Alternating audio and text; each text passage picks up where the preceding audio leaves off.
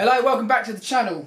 There's two news stories in sort of happening at the moment, and I think they're kind of interrelated, and they speak to something that I kind of want to encourage in karting in general anyway, which is basically encouraging maybe harder compounds, more durable tyres, because I think it's a more sustainable approach for the sport. I think it's also better, kind of, especially for older guys like myself who kind of like our ribs, I guess.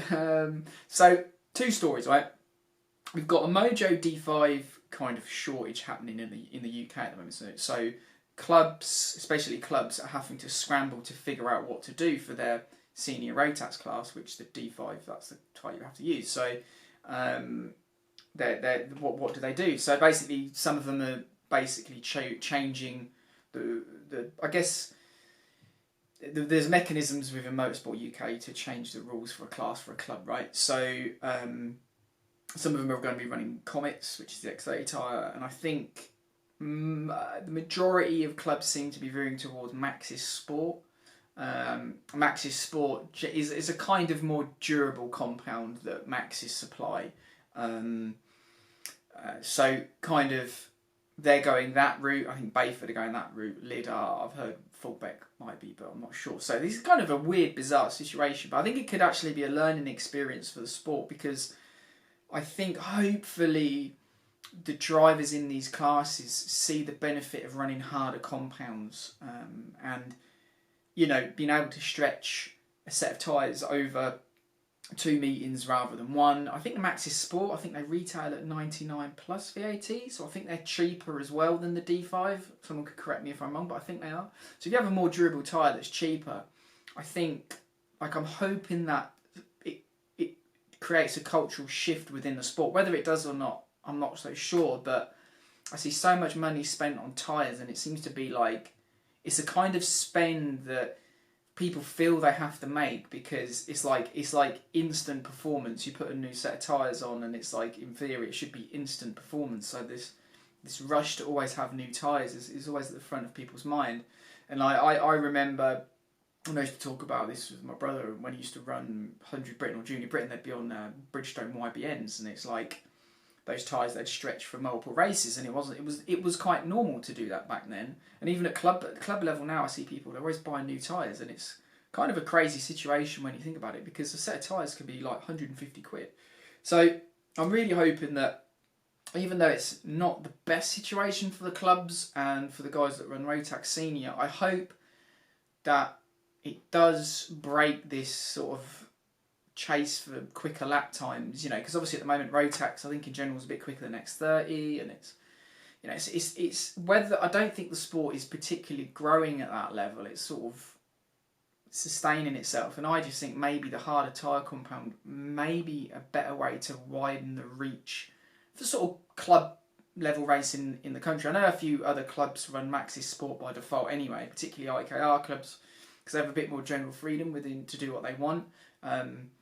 But now, obviously, with a tyre shortage, even the Motorsport UK clubs have to sort of take on that kind of model of, rather than having to use the mandated tyre, they have to look at their club members, they have to talk to them and see what's a best solution. So I just think that's kind of a positive thing.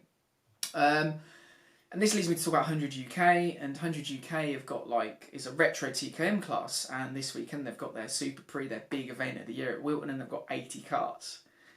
And these are all senior karts, and it's sort of unheard of to see a grid of that size. And there's so much, they do so much right at 100 UK, and I think they've teamed up with Retro Racer. They do so much right with the community, and drivers of a really sort of tight-knit community, and for that many drivers, it's just incredible to see.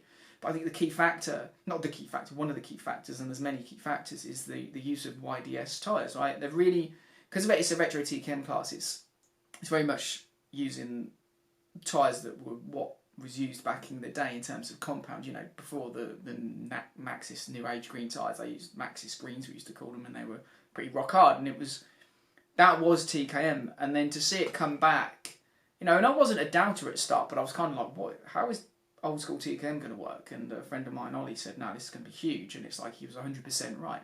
And one of the main drivers is the tyres. YDS tyres are rock hard, and even though Bridgestone are pulling out a karting, and they've got to obviously find a similar compound moving forward. I think it's a lesson for all of us that like we obsess about these soft tyres, but I don't think. I mean, I'm not anti-soft tyres. I think they have their place in the elite echelons of the sport, and that, you know, like me, deep down, I'm a multi-make, you know, let's go at it kind of person. But what you have with this harder tyre compound situation is the sport suddenly becomes more open to more people, more, you know, chassis and engines, though they are important, they become less of a factor a little bit because you're increasing, you know, because you're increasing corner time and all that kind of stuff, and which is kind of another debate for another day. But because I do think softer compound tyres, I don't think it decreases the influence of the driver so much as people say it does. But at the same time, I think the harder compound tyres, it's just less stress on the body, it's less stress on the wallet. And I think the times that we're going to be moving into in terms of the economy, sort of a closer look at what we're doing with tyres and a move towards softer, harder compounds, I think it can yield a real positive thing. So while the Mojo, I know the Mojo situation is not great for those that race Rotax, and that it's a challenge to find tyres and having to adapt to it, I actually think that overall, if we take this as a positive, I think that if we can maybe help shift a culture to, you know, to see this obsession with soft and soft, because I think the D5 is a compound that's way too soft for club level competition, in my opinion.